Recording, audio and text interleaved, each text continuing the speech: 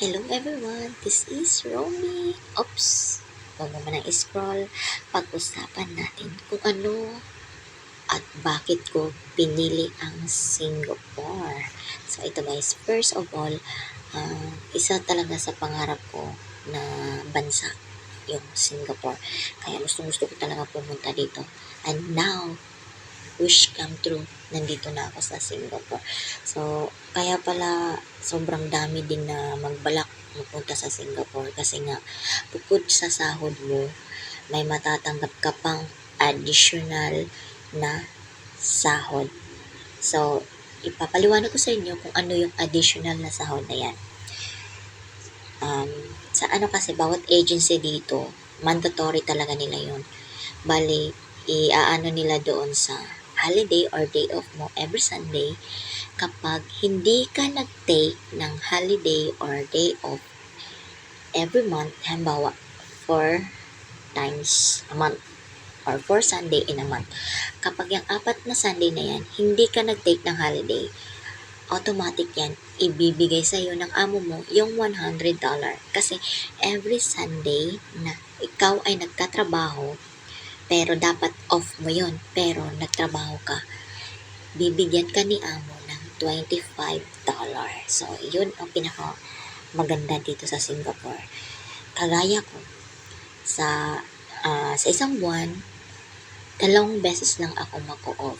So, meron akong $50 na matatanggap. Kasi yung $50 na yun, 2 Sunday na yun, nagtatrabaho ako nun. Kaya may $50 ako na matatanggap.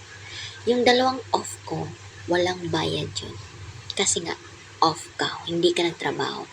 So, kung gusto mong mas maraming dadagdag sa sahod mo, pwede kang hindi mag-off. Pero, kausapin mo ng maayos yung amo mo.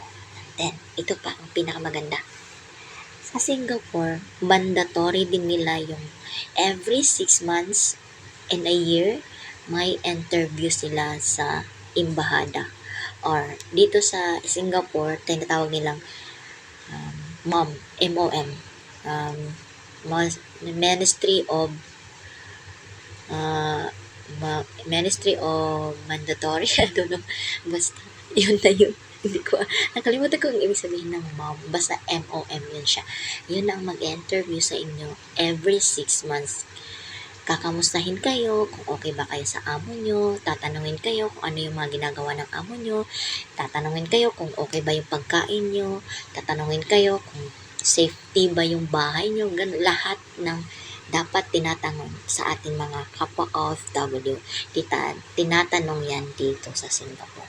Kaya yun ang kagandahan, unlike sa ibang bansa, wala silang pakialam sa mga patulong na hindi nila alam yung mga nangyayari sa bahay ng amo. Kaya dito sa Singapore, maganda talaga yung mga patakaran nila dito. Kaya sobrang daming mga Pinoy ang nagbabalak na pumunta sa Singapore. Bukod sa malaki yung sahod, maganda pa talaga yung mga patakaran nila dito. At saka sobrang linis, sobrang linis.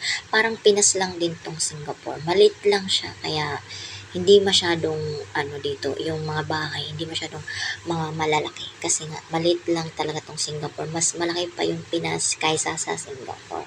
So, hope this video ay may natutunan kayo. At kung gusto nyo magbalak mag-abroad dito sa Singapore, mag-comment lang sa baba kasi nare-replyan ko kayo. So, bye! See you here!